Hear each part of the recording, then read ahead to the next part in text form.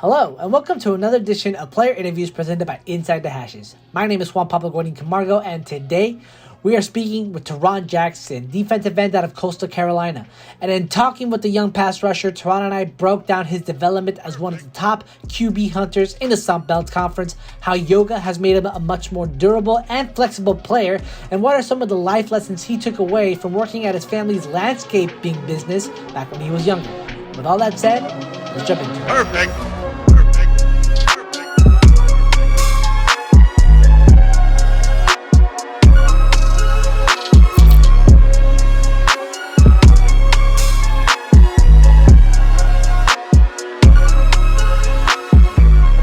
5-0 in the season and 20th ranked. I bet you're just like a happy camper so far. Oh yeah, for sure, man. Hey, it feels good right now. The position we in. You know, your team's winning. You're undefeated.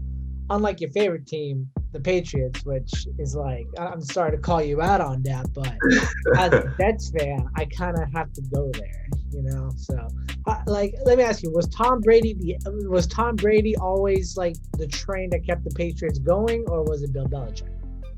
Oh man, this is a question that it's hard for even me to answer. I feel like Belichick has a great system, but at the same time, I feel like Tom just like excelled so much in that system that, you know, it did keep us rolling.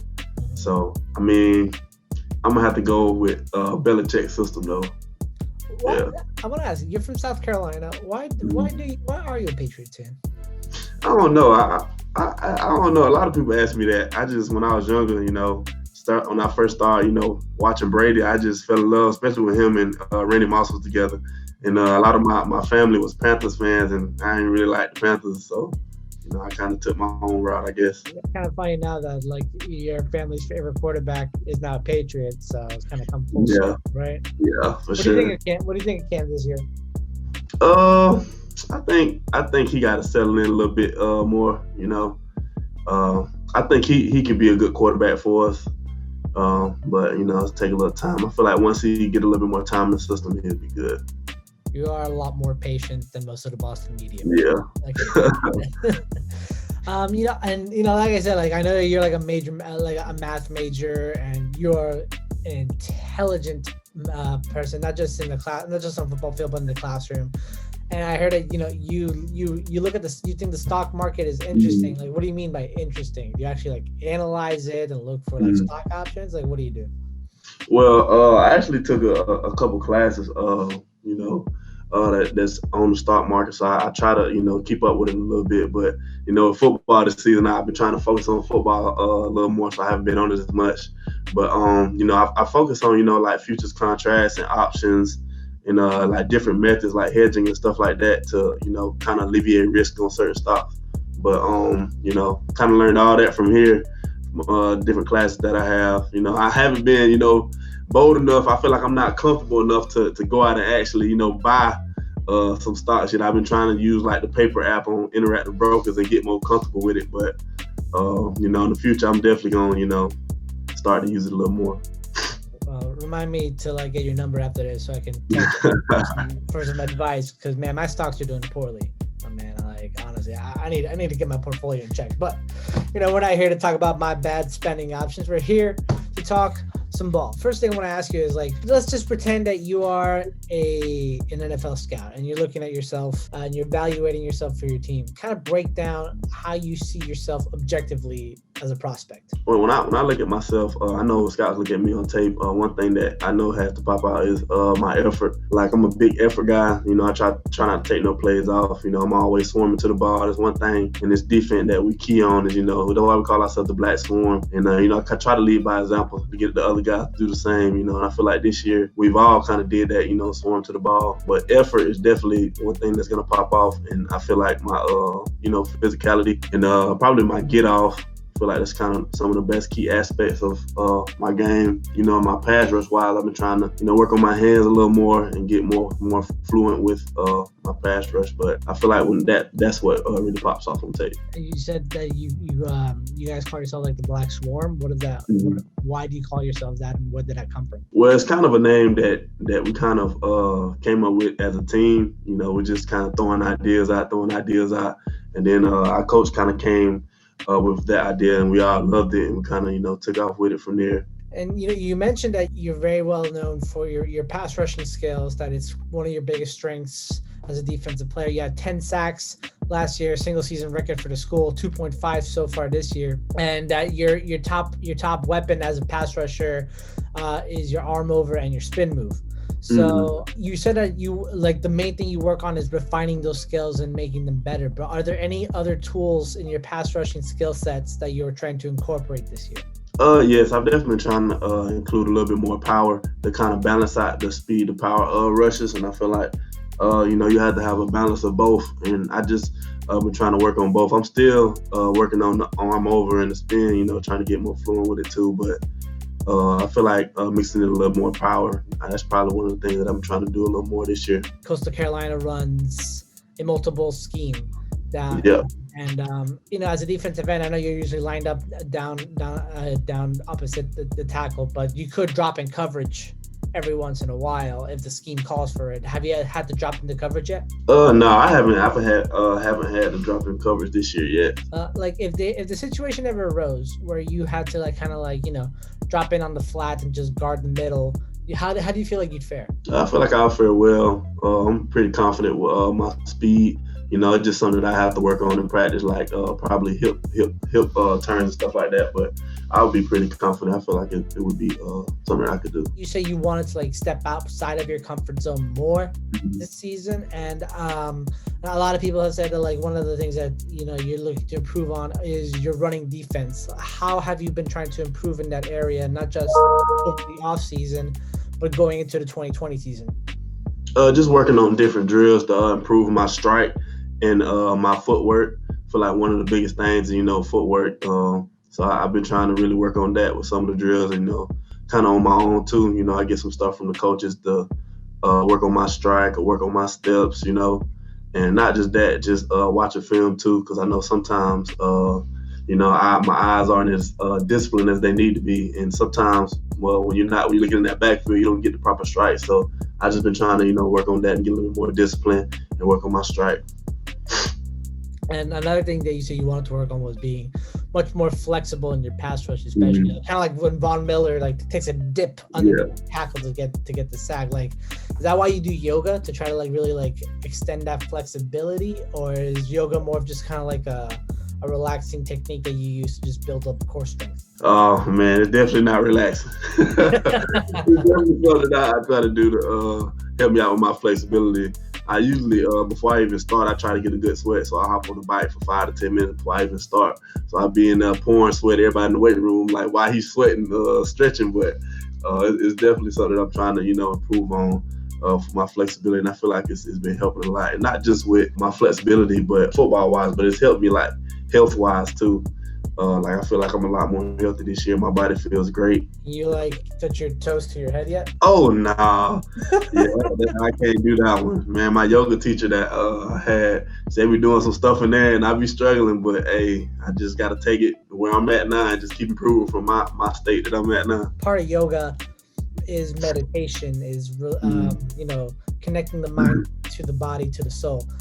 Do you meditate? Yeah, I meditate sometimes for sure when I'm doing yoga, kind of clear my mind, get all the thoughts off other stuff, happening around the world or with family or anything, kind of just, relax. And sometimes I do that in yoga, yeah. Do you have a mantra that you use to meditate? No, I just, kind of control my breathing and, just clear my mind. And all defensive players will try yoga, like that. Yeah, I try to get all of my players. I know some of my defensive linemen like CJ Brewer, he definitely does yoga all the time. We do it at home sometimes together. But it's definitely something I try to get everybody to do. We had a player my redshirt freshman year, his name was Tony. He kind of got us into doing yoga because it helped him out a lot. So we just adopted that from him. I want to touch a little bit more about you, not just as a player, but a little bit more as a person. So you're from Aiken, South Carolina, kind of a southern semi-football factory, in that you had 3 players come out. Most notably, you had Tank Lawrence,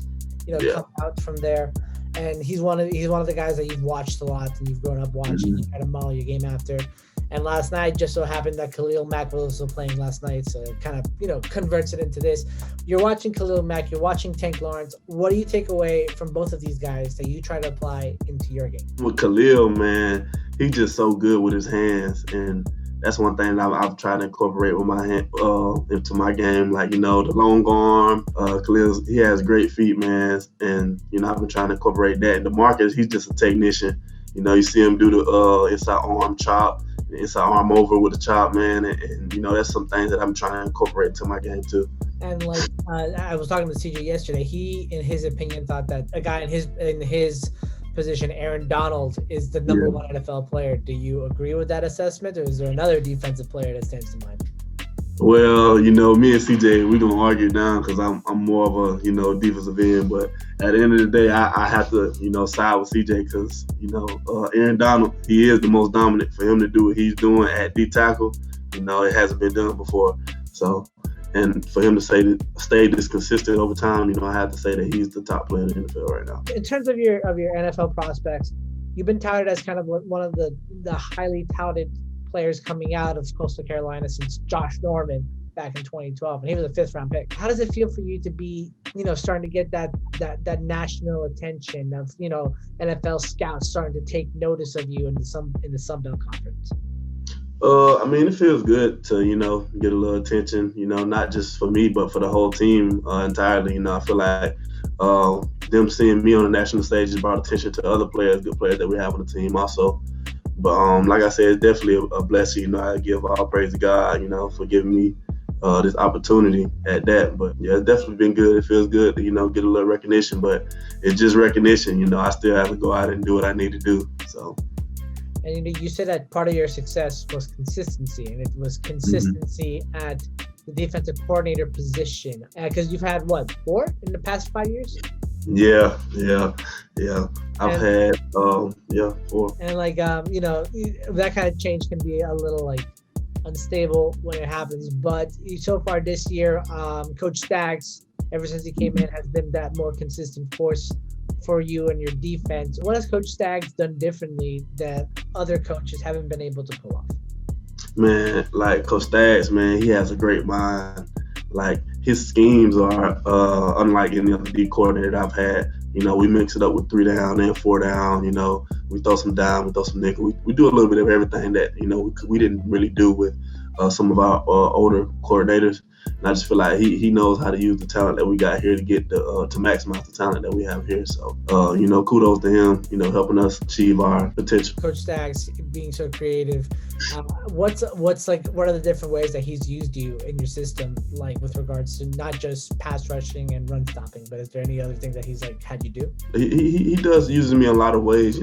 If he knows the team's trying to slide to me or something, he might call a blitz to the other way or different things like that. But any way that he can use me, he does. And a lot of the hype with you coming out is your motor, your ability to sniff out a quarterback and just stop a player on the dime. Scouts will still want to try to knock you down with say that you're injury prone and that staying healthy might be an issue. What do you have to say otherwise with regards to that? How have you been able to stay healthy? Honestly, I've been able to stay healthy just being able to have time to get more in that training room. I rehab more. I feel like I'm older, I'm more mature.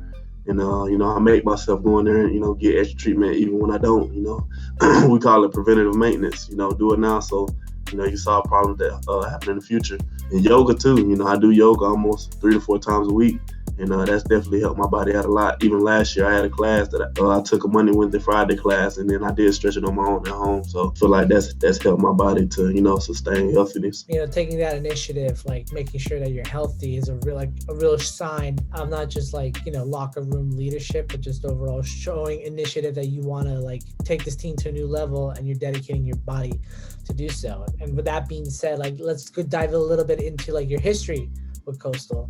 You were captain. You were named captain 4 times your redshirt freshman year. You set the school record for most sacks in a season, and now you and your defensive line especially have the chance at a 20th overall ranking in the top 25.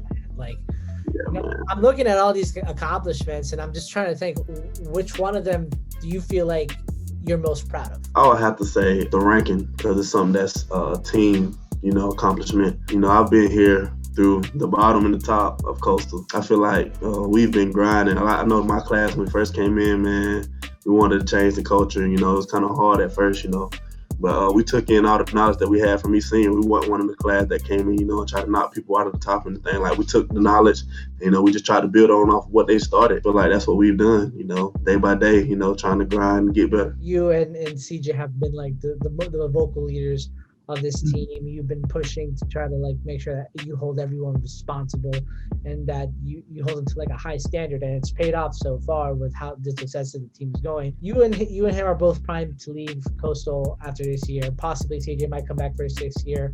Would you consider coming back for that option too? I haven't even thought about it, man. I've been so set and taking it game by game. It's definitely something that I'm gonna have to think about, towards the end of the season. But I haven't honestly put any thought to it. I've been trying to, focus on the season. With the focus on the season, and then with the possibility of you going pro afterwards. Mm-hmm.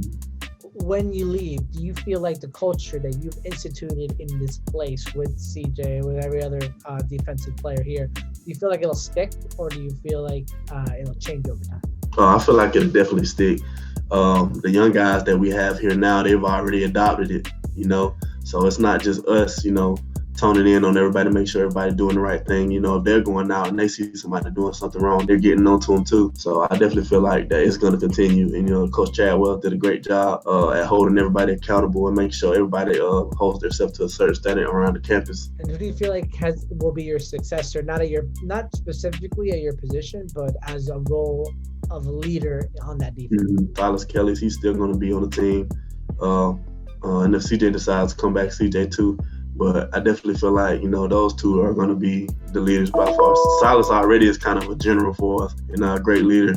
He's battled through injuries and stuff, and, he holds himself to a higher standard. We're always out there competing and stuff like that. And another one is Jeffrey Gunter. He's taking a little bit of that leadership role too. He's not much of a talker, but he's more of a lead by example guy. Yeah, those would be some of the vocal leaders on our team. And then the George Strong, for that corner group, he's taking them to another level, man. Just speaking to him and making sure every day they're coming to work, man. And he brings the type of energy that we haven't had in that group before. The culture that we have built, not just me, but a lot of the seniors that I'm with now, I feel like when people come in, it's kind of contagious. They see us working, and I feel like it's caught on. And everybody, from each class that came in behind us, they just have started working. And now it's like as a collective group, we've come together. We fight for each other and we work the same. We've been talking defense a lot, mainly because that's your position. But you played a little offense last year.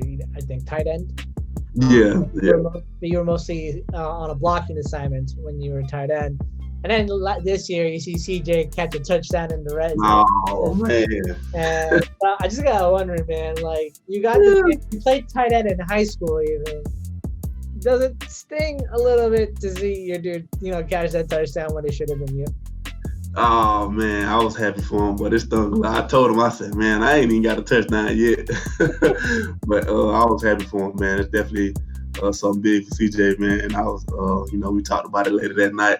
I told him he better have caught it, because if he didn't, they would put me in, I was going to catch it. But, hey, man, I was happy for him. It ain't really no jealousy. I wish I could have, but he caught it, so I'm happy for him. And man, life on the gridiron has been so rewarding for you and opened so many doors. But let's talk about life off the gridiron for a little bit, specifically you and your family. Like you said, your family, they remodel and sell houses. They flip houses, essentially, right?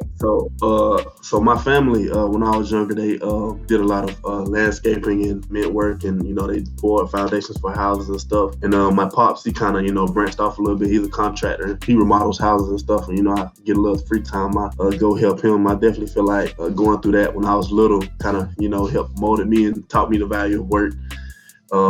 So yeah, they told me if I didn't want to come out there and be pouring cement my whole life, go to college and get your education. So that's what I did.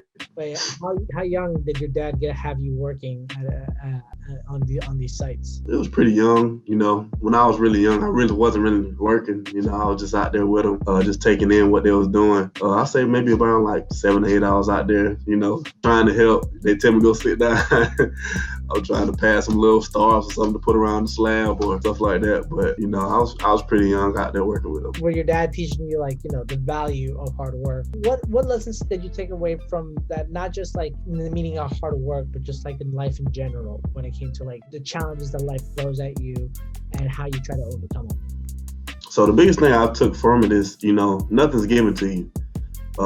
That's probably one of the biggest things that I've taken. And whatever you start, you have to finish. And whenever you doing something, you got to give your 100%. You got to give your all. We're out there pouring that cement. If you don't do a good job, you're not gonna get paid.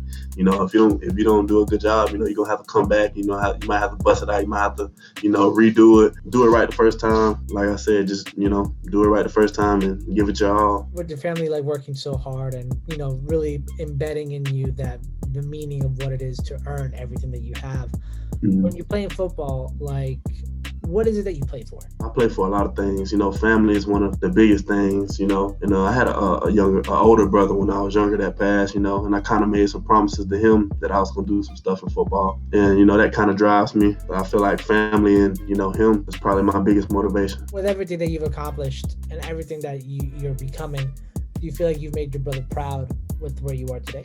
Yeah, I definitely feel like I've made him proud. I'm not done. I feel like my work's not done. I still have a lot to do, but just take it a day at a time. And I feel like every day I try to do something that's going to make him happy. What is the legacy of Tarron Jackson that you want to leave at Coastal Carolina? Honestly, it's honestly a pretty simple question for me, because a lot of my coaches, when I leave, they're gonna say the same thing. Like, when you think of Tarron, he gave his all and everything. Like I told you earlier, I'm an effort guy. Like, even in the classroom, I'm competing. I'm trying to make the highest grade on the test. I'm trying to make the highest grade on an assignment or something. But just effort, give 100% effort. I used to always watch Ray Lewis when I was younger, see some of the stuff that he did. And, he wasn't the top. And I always put myself in that same position because I wasn't the top linebacker coming out. I wasn't, I only had one offer coming out. But I knew that, hard work, everybody has to, lace up their cleats. Everybody has to do the same thing. So if I outwork everybody, I put myself in a good position. 100% effort. You got to give 100% effort to be successful. And effort without details is just good effort. That's one thing I learned from one of my coaches here. And I feel like that helped me take another step. You mentioned Ray Lewis. I'm just thinking, do you ever do that? No, I never got that one down. I be trying, but I ain't never got that one.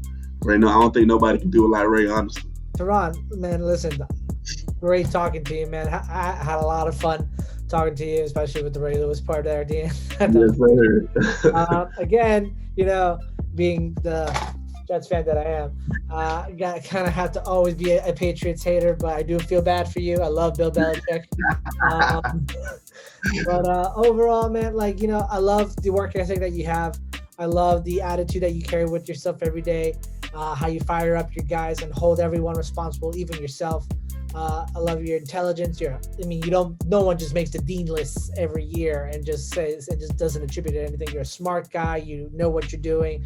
And I just want to wish you nothing but the best going forward, not only just this year, but beyond it, man. And, let me know where you are as you continue, and I'll be rooting for you from here. Okay, appreciate it, man. Thank you for the interview. Again, Tarron, I can't thank you enough for taking the time to sit down and talk with us today. And once again, I just want to wish you nothing but the best going forward, not just your senior year, but beyond it. Whether you have a future on the gridiron or off it, it's always going to be bright for you, man. And remember, guys, for more player interviews like these, you can check us out on Apple Podcasts, on Spotify, on Anchor, anywhere that you listen to podcasts. Inside the Hashes is there. You can also join our social media. On Facebook, we are Inside the Hashes, the football group.